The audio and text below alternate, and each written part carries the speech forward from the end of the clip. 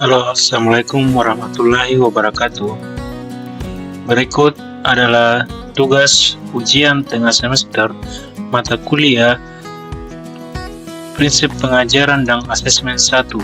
Saya, Adnan Jufri, mahasiswa program Profesi Guru jurusan Fisika Universitas Muhammadiyah Makassar. Baik, mari kita saksikan video berikut.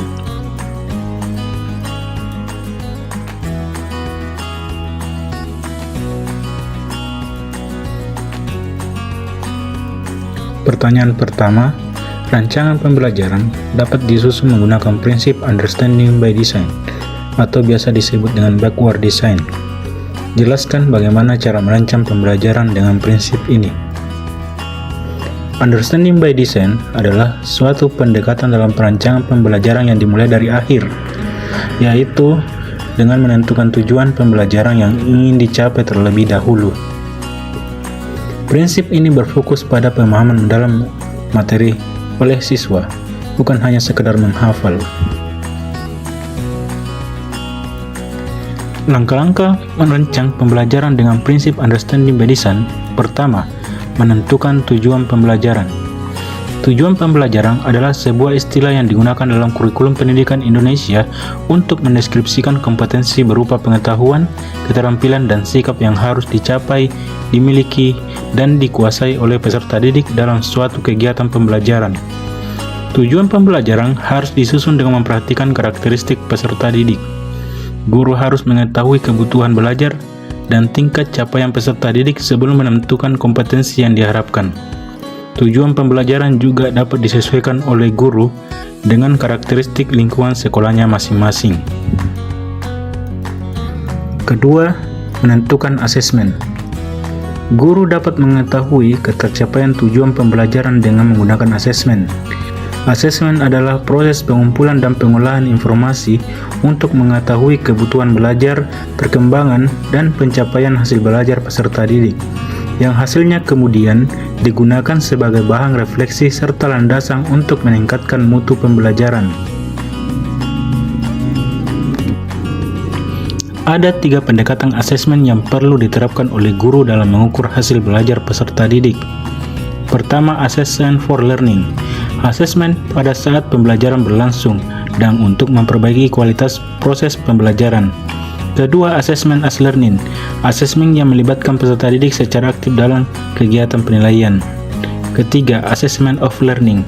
Asesmen yang dilakukan di akhir pembelajaran. Asesmen ini sendiri dapat dikategorikan asesmen formatif dan sumatif. Ketiga, menentukan kegiatan pembelajaran. Setelah Anda menentukan tujuan pembelajaran yang jelas dan merancang asesmen yang sesuai, langkah selanjutnya adalah merancang kegiatan pembelajaran. Kegiatan pembelajaran ini harus dirancang sedemikian rupa sehingga dapat membantu siswa mencapai tujuan pembelajaran yang telah ditetapkan. Pertanyaan kedua, dalam merancang pembelajaran menggunakan prinsip understanding by design, guru harus merencanakan tujuan pembelajaran, asesmen, dan kegiatan pembelajaran. Jelaskan hubungan ketiga komponen tersebut, lalu kemukakan pendapatmu jika salah satu komponen tidak termuat dalam perencanaan pembelajaran. Jadi, jika salah satu komponen tidak ada atau tidak berfungsi dengan baik, maka efektivitas pembelajaran akan terganggu. Misalnya, tanpa asesmen, kita tidak dapat mengukur pencapaian siswa dan memberikan umpan balik yang tepat. Begitu pula tanpa kegiatan pembelajaran yang menarik, siswa akan sulit termotivasi untuk belajar. Oleh karena itu, penerapan prinsip understanding by design secara konsisten dapat meningkatkan kualitas pembelajaran dan membantu siswa mencapai potensi maksimalnya.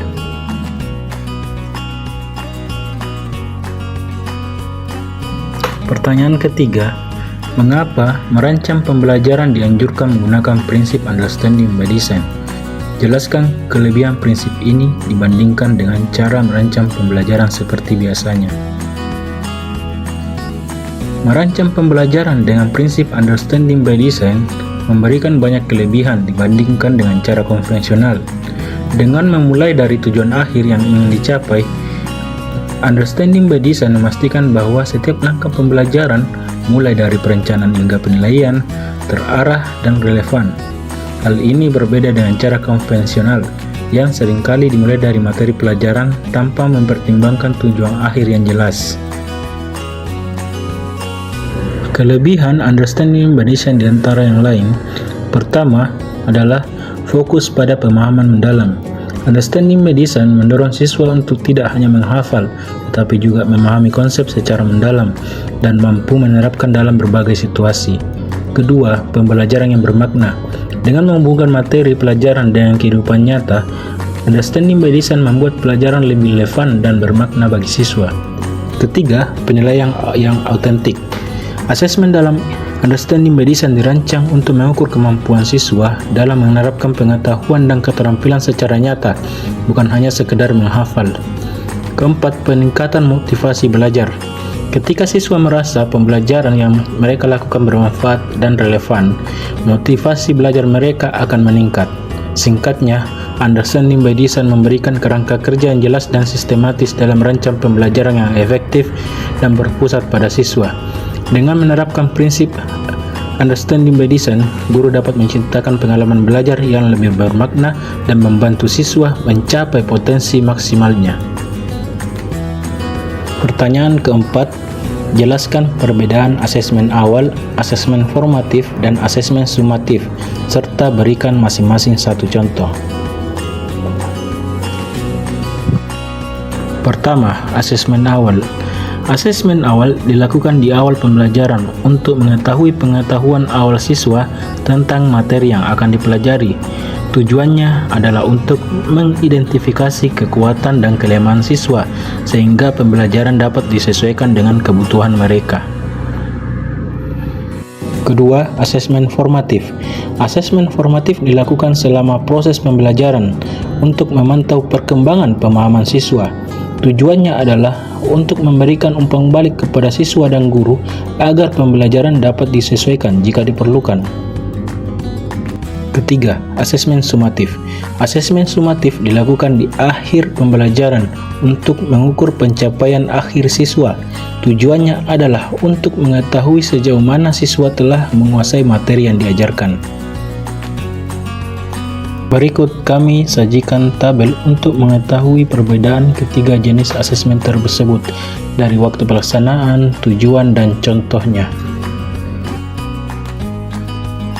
Pertanyaan kelima, asesmen bertujuan untuk memonitor perkembangan peserta didik. Jelaskan maksud dari pernyataan tersebut.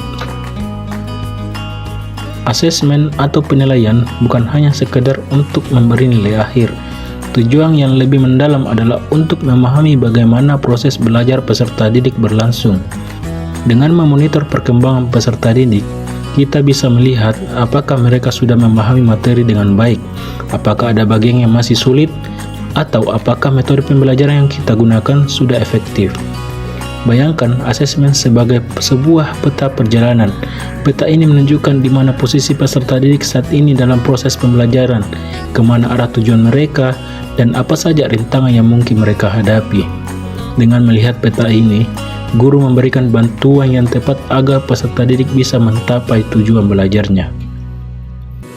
Jadi, asesmen berfungsi seperti radar yang selalu memantau perkembangan siswa. Dengan radar ini, guru mengetahui apakah siswa sudah berada di jalur yang benar atau perlu sedikit berbelok arah. Contohnya, jika dalam sebuah asesmen formatif banyak siswa yang kesulitan memahami konsep energi, maka guru bisa mengulang penjelasan dengan menggunakan contoh yang lebih relevan dengan kehidupan sehari-hari. Dengan begitu, diharapkan siswa bisa lebih mudah memahami konsep tersebut.